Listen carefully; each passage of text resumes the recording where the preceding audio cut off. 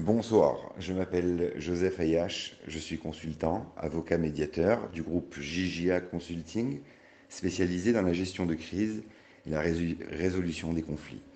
Grâce aux techniques de la médiation, appuyées d'une approche psychothérapeutique, j'interviens dans les situations difficiles en tant que facilitateur et vecteur de communication lors de mes interventions.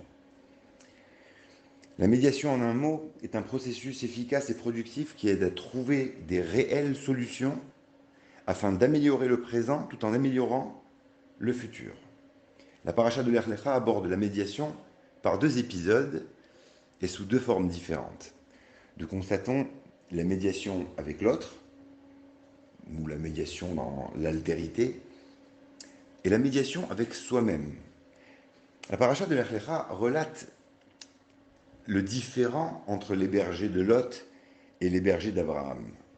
Un différend qui aurait pu les fâcher eux-mêmes, qui aurait pu entraîner un conflit, ne serait-ce qu'idéologique.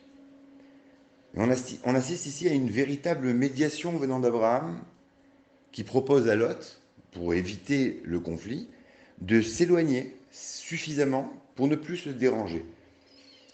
Hipared na me'alai, imasmol ve'emina v'imayemin vasmeila. Sépare-toi de moi, s'il te plaît.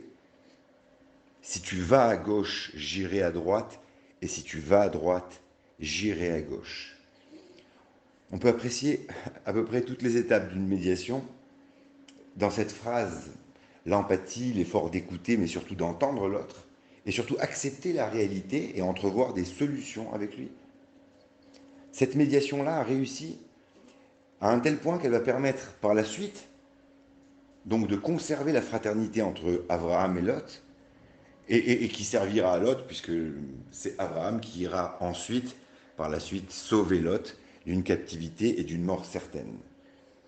En cela, on a amélioré le futur, mais leur présent, le présent d'Abraham et Lot, il a été aussi amélioré dans la mesure où tous deux ont pu se réaliser et exister malgré leurs différends et leurs différences. Mais l'Echlecha, c'est aussi va pour toi, l'Ech Lecha. Combien d'encre a été versée sur ces mots? Et pourtant, chaque année, on l'entend différemment. L'Ech Lecha, va pour toi. Partir, on peut partir pour tellement de raisons. Partir pour soi. L'Ech Lecha, c'était une épreuve que Dieu faisait à Abraham pour le tester. Et en cela, il lui dit, va pour toi. On peut se poser la question, Dieu aurait dû dire à Abraham, pour compliquer l'épreuve, pars loin, ou pars là-bas, dans un endroit dans lequel personne ne veut aller, ou pars seul. Mais en quoi pars pour toi est-ce une grande épreuve? Ça semblerait être pars pour ton intérêt, donc une plus petite épreuve. En fait, il n'y a pas de départ plus difficile et plus éprouvant et plus inaccessible que le départ pour soi. Parce que cela sous-entend de connaître son moi. Ça sous-entend de mettre en mouvement, se mettre en mouvement pour soi. Une dynamique pour se rencontrer, se découvrir. Va, cours et affronte ta peur de vivre et d'être. C'est cela qu'Hachem a demandé à Abraham Avinu. Akadosh Baruch Hu n'a pas demandé à Abraham de faire un acte, de partir, il lui a demandé de partir pour toi. Dans tous les choix qu'on a, on a souvent la difficulté pour définir ce qui nous fait réellement choisir, le fond de notre volonté, ce que l'on appelle le moi intérieur.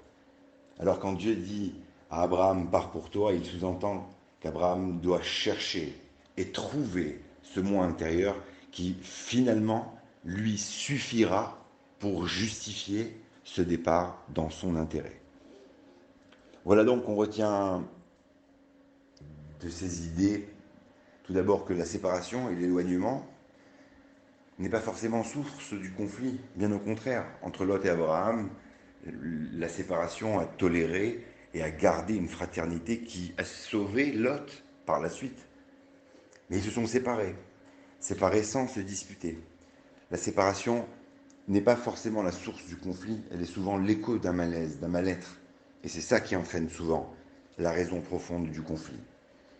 La deuxième idée, c'est la notion du lech lecha, du part pour toi, le partir pour soi, vraiment pour soi, et non pas pour un autre, non pas pour une raison. On a la capacité de modifier nos propres motivations. Par exemple, Abraham, s'il partait pour Dieu, ou pour un objectif, ou pour une promesse, alors que tout au long du voyage et jusqu'à l'exécution de cette promesse, il aurait certainement été dans le doute et incapable de véhiculer et convaincre d'un message quelconque. Voilà pourquoi Dieu lui a demandé de modifier son intérieur et de ne jamais partir pour l'autre, même pas pour Dieu. Il lui a demandé de se créer un monde dans lequel son intérêt, à lui d'Abraham, serait suffisamment fort pour motiver son départ pour son propre intérêt. L'er, l'echa. La difficulté n'est pas dans le l'er, n'est pas dans le par, mais dans le pour toi. Voilà donc deux exemples de ce que peut être la vie quand on le décide.